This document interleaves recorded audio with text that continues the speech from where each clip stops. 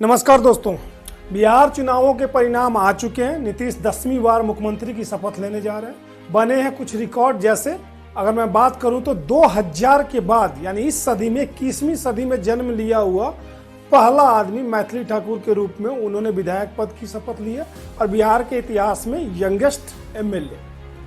इसके साथ और भी कई सारे परिणाम जो हैं वो आ रहे हैं सतह पे, जैसे कि आपने देखा होगा लालू परिवार की जो कला है वो सड़क पे आ गई। दरबारी मीडिया जो कहीं ना कहीं बिल्कुल एक दूसरी धुन में लगा हुआ था, उसका मेल्ट डाउन भी अब धीरे धीरे दिख रहा है। वोट चोरी के नए नए स्क्रिप्ट लिखे जा रहे हैं और वेस्ट बंगाल में, तमिलनाडु में और उत्तर प्रदेश जैसे राज्यों में एसआईआर किसी भी तरीके से न हो, इसकी भी कहीं ना कहीं साजिश की जा रही है। इन सारे विषयों पे होगी तथ्यात्मक बातें और मैं बताऊंगा आपको कि क्या है गमछा जो प्रधानमंत्री श्री नरेंद्र मोदी के द्वारा लहराए जाने के बाद से आज ट्रेंड करने लगा है।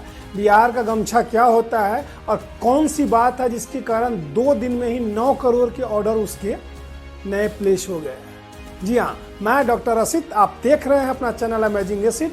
वीडियो को अंत तक जरूर देखिए, अच्छा लगे दोस्तों के साथ साझा करें। चैनल पे नए आए हैं सब्सक्राइब करें।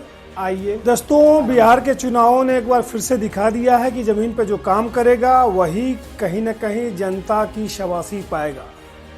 और इसके साथ एक चीज भी स्पष्ट हो गई है कि जनता के लिए जो काम करने की सोच रखता है ये भी ज्यादा इंपॉर्टेंट है।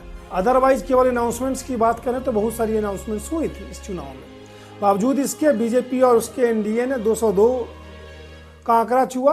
वही महागठबंधन जो है वो 35-36 सीटों पे रह गया। कांग्रेस दहाई का आंकड़ा भी नहीं पार कर पाई। इन सब के साथ जो चीज निकल करके आई वो ये, कोई एक मीम पढ़ रहा था मैं कि महाभारत में भी संजय, आपको भी सत्यानाश कराने में संजय, उधर उद्धव ठाकरे का नाश कराने में संजय और इधर बिहार में भी तेजस्वी यादव के भी नाश कराने में संजय।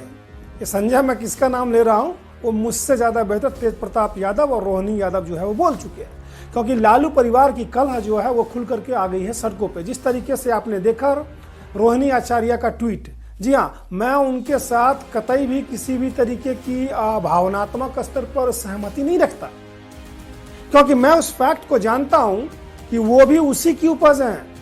लालू प्रसाद यादव ने बिहार में जिस चीज को पनपाया, जो उसके संस्कार और संस्कृति रहे हैं, वही कहीं ना घूम करके ना कर्मा काट करके आ रहा है घर में। और यही कारण है कि पहले तो बड़े बेटे तेज प्रताप की बहू, उनको जाना पड़ा और अब उनकी बेटी, और उसके बाद उनकी तीनों बेटियां भी उनके घर से निकल गई है। तो ये माई बहन योजना थी तेजस्वी यादव की, अगर देखें तो। खैर, ये तो पारिवारिक चीजें हैं। जो मूल समस्या आ रही है ना, जो देखने को मिल रहा है सोशल मीडिया नेटवर्क पर, बहुत ज्यादा मजा भी आ रहा है, वो है दरबारी मीडिया का मेल्ट डाउन। जी हाँ, किस तरीके से कसीदे गढ़े थे लोगों ने। रवीश का वो वीडियो आपने देखा होगा, तेजस्वी यादव टी शर्ट बदलते हुए रैम्बो लुक में, ठीक है। अभिषार शर्मा, पुण्य प्रसून वाजपेयी ने तो अपना नया सर्वे ही करा दिया था। आरफा खानम शेरवानी, प्रज्ञा मिश्रा, इनके जो यूट्यूब के टेम्पलेट्स थे वो ऐसे लगते थे मानो टेम्पलेट नहीं है, वो प्रचार के पोस्टर हैं। और जब रिजल्ट आया ना, उसके बाद इनकी शक्ल देखनी थी। दूसरे को गोदी मीडिया कहने वाले ये लोग, जिनकी गोद में बैठ करके नाचते थे, उनकी तो गोद भी नहीं रही सही तरीके से। इनका नाचना जो है कहीं ना कहीं, इनकी घुंघरुओं की थाप जो है वो अपने आप ही कम होती गई। फिर इनका भिंडी रोना भी निकल करके आया और फिर वही गिनी चुनी बातें ही निकल करके आई। वोट चोरी, ज्ञानेश कुमार गुप्ता एंड फलाना डिगरा। और एक और पिल्ला, जी हाँ, पिल्ला वर्ड से यूज नहीं करना चाहिए लेकिन मैंने इसलिए किया, जर्मनी में बैठा हुआ, जिसको कि भारत विरोधी एजेंडे को ही चलाना है। सबसे पहले उसने हिस्ट्री से रिलेटेड वीडियोज बना करके जो यूथ है, जेनजीज है, कहीं ना कहीं वहां पे अपनी पैठ बनाई या फिर उसमें अपने जो सब्सक्राइबर्स है वो क्रिएट किए। और अब सारे एंटी इंडिया जो स्क्रिप्ट होते हैं ना, उसका वो राइटर होता है। लेकिन मजे की बात बताता हूँ, ये इतनी बड़ी पनौती है। इसने महाराष्ट्र में इसने कहा कि वोट मांगिए, हारी। इसने दिल्ली में कहा वोट मांगिए, आप हारी। इसने हरियाणा में कहा, खुल के प्रचार किया कि भाई बीजेपी को हराओ, बीजेपी जीती। अगेन इन बिहार के पहले इसके वीडियो आया था और यहाँ पे भी बीजेपी जीती। तो ये तो खुद ही बहुत बड़ा पनौती है। खैर, सवाल ये उठता है कि ये जो चुनाव प्रक्रिया हुई है इसके पहले हुआ था SIR, और उस SIR के कारण दिल दहला हुआ है उधर ममता बनर्जी का, इधर अखिलेश यादव का, और उधर कहीं ना कहीं MK स्टालिन का। क्योंकि कांग्रेस की जो मीटिंग थी उससे यह स्पष्ट हो गया है कि उन्होंने कहा कि भाई हम प्रूफ आने के बाद बताएंगे। आत्ममंथन नहीं है, आत्मचिंतन नहीं है, वो प्रूफ ढूंढ रहे हैं। और मजे की बात मैं आपको और बताता हूँ, किसी भी तरीके की कोई रिकाउंटिंग इन्होंने रिक्वेस्ट नहीं की। इनको कोई डाउट था तो 45 दिन बीत जाएंगे, जब इलेक्शन कमीशन का जो शेड्यूल है उसके हिसाब से उनके रिकॉर्डिंग्स खत्म कर दी जाएंगी एज पर रूल, तब तक ये कुछ नहीं बोलेंगे। और उसके बाद कोई टॉम डिक हैरी ढूंढ करके लाएंगे जो बताएंगे बिहार में ऐसे वोट गिरा दिया, वैसे गिरा दिया, ऐसे गिरा दिया। हर एक संस्था को ये कहीं ना कहीं बदनाम करने की कोशिश करेंगे। चुनाव आयोग के पीछे तो ऐसे ही पड़े हुए हैं, है ना। हालांकि मैं इसके लिए चुनाव आयोग को जिम्मेवार मानता हूं, क्योंकि उन्होंने शू नहीं किया राहुल गांधी जैसे लोगों को, लीगली कहीं ना कहीं इनको नोटिस नहीं दिया या कहीं ना कहीं कोर्ट में नहीं घसीटा। क्योंकि एक चीज तो समझ में आती है कि जब SIR हुआ बिहार में और 65 लाख लोगों के नाम कटे, उसमें से एक आदमी भी रोड पे नहीं था। किसी भी राजनीतिक पार्टी का कोई भी नुमाइंदा उनको लेकर के कहीं ना कहीं एप्लीकेशन देता नजर नहीं आया। अब ये टेंशन का कारण बनी हुई है कहां पे? वेस्ट बंगाल में। आप क्या कहते हैं? आप खाली मिसरूल का बात करते हैं। मिसरूल तो आपका गवर्नमेंट का है। हम इलेक्शन कमीशन को, चेयर को रेस्पेक्ट करते हैं, लेकिन जैसे बिहार में 40 लाखों का ज्यादा आदमी को नाम निकाल दिया, और बंगाल में भी करने वाला है। अगर करेगा तो घेराव कर्मसूची करेंगे, पूरा घेराव होगा, पूरा आंदोलन होगा। हम नाम काटने नहीं देंगे, हम नाम डालने नहीं देंगे डिटेंशन कैंप में। जो लोगों ने बाहर में है, हम उसको छुड़ा के ले आया, हम कोर्ट केस करके छुड़ा के ले आया।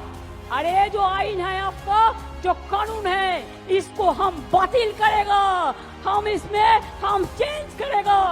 हमें नहीं मानेंगे, हमें नहीं मानेंगे, हमें नहीं मानेंगे।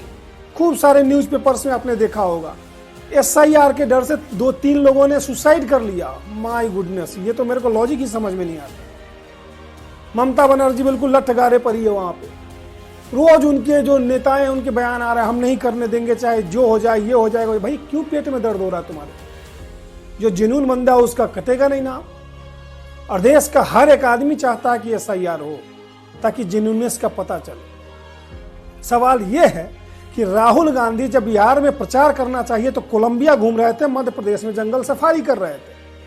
वोट अधिकार यात्रा में वो लेकर के आते हैं तमिलनाडु के मुख्यमंत्री MK स्टालिन और रेवंत रेड्डी ऐसे लोगों को, जो सरेआम बिहारियों को गाली देते हैं। चुनाव प्रचार करने के नाम पे वो मछलियां और मखाना के खेतों में पाए जाते हैं। कोई जमीन पे कोऑर्डिनेशन नहीं इनका। तेजस्वी यादव के साथ कोई मंच इन्होंने शेयर नहीं किया।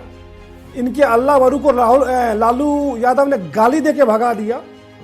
जबरदस्ती इनकी गर्दन पकड़ के उन्होंने अपनी चीफ मिनिस्टर कैंडिडेट्स की जो है ना अनाउंसमेंट करवाई, और फिर ये बोलते हम हार गए।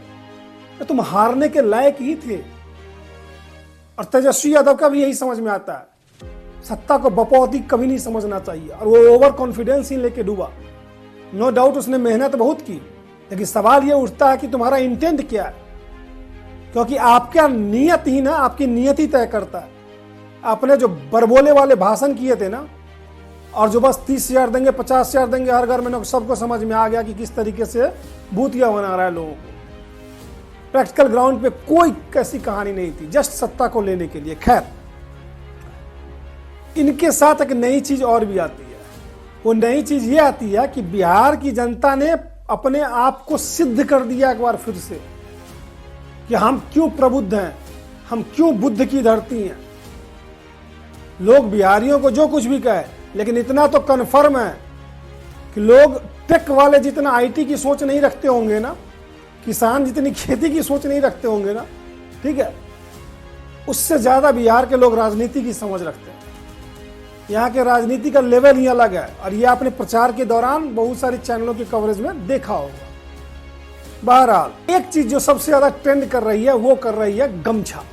जी हाँ, गमछा बिहारियों का अंग वस्त्र आप कह सकते हैं। प्रधानमंत्री नरेंद्र मोदी जब बीजेपी हेडक्वार्टर में दिल्ली में गए, उन्होंने गमछा लहरा करके स्वागत किया, लोगों का अभिनंदन किया। क्या है ये गमछा? गमछा को बिहारियों का प्रतीक भी माना जाता है। कभी ये सर में मुरेठा के रूप में, कभी ये कान में मफलर के रूप में, कोरोना काल में आपने देखा था मास्क के रूप में, गले पे जब ऐसे आ जाए तो बिल्कुल अंग वस्त्र की तरह कहीं ना कहीं, कमर में बांध ले तो लगे कि भाई बस एक अजीब सी ताकत आ गई है, जरूरत पड़े तो भाई कमर में लपेट भी लिया, लुंगी का भी काम कर दिया, पजामे का भी काम कर दिया।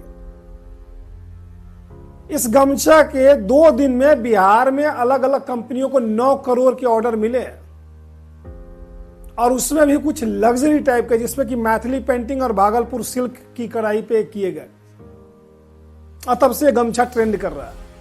आपने देखा ही होगा, रिक्शे वाले से लेकर के हर बड़े आदमी के पास भी बिहार में गमछा होता है। और यूटिलिटी का मैंने बता ही दिया, अगर आप जाएंगे ना बक्सर वाले एरिया में तो आप देखेंगे गमछा में ही लोग आटा सान लेते हैं, लिट्टी चोखा फेस्टिवल एक होता है उसमें। कहीं बैठने की जगह हमारा गमछा साफ, लेटना है कहीं जमीन में बिछाया गमछा, सो गए, सर पे धूप पड़ रही है गमछा है, ठंड लग रही है कान में गमछा है। Multipurpose work, that too with pride. Basically अगर गमछा की बात करें ना तो गमछा एक इंडिकेटर है जो सिखाता है कि भाई how to survive in the minimum. एक ही कपड़े को हम कितने स्वरूप में यूज कर सकते हैं, तो बियरेस्ट मिनिमम जो एक्सेप्टेंस है किसी चीज का और उसकी यूटिलिटी को प्रूव करना, that too with diligence and pride, इस चीज का इंडिकेटर है गमछा। और सबके बस का रोग नहीं है, क्योंकि गमछा रख तो कोई भी लेगा ना, लेकिन वो जो मानसिकता है ना गमछा को यूज करने की, भले वो कमर में बांधा हुआ हो उसमें प्राइड उतना ही है, सर पे बांध लिया वो उतना ही प्राइड है, हेल्प करने की जरूरत पड़ी दूसरे को भी दे दिया उतना ही प्राइड है उसमें। तो गमछे की मानसिकता जो है ना और इसकी जो प्राइड है ना, वो एक बिहारी ही फील कर सकता है। नो डाउट बिहारी की पहचान तो है ही, मजा भी आ रहा है लोगों को, शायद तभी इसीलिए ट्रेंड भी कर रहा है। एनीवे, कैसा लगा आज का ये वीडियो कमेंट सेक्शन में लिखना बिल्कुल ना भूलें। मिलते हैं फिर किसी नए मुद्दे पे, तब तक के लिए धन्यवाद।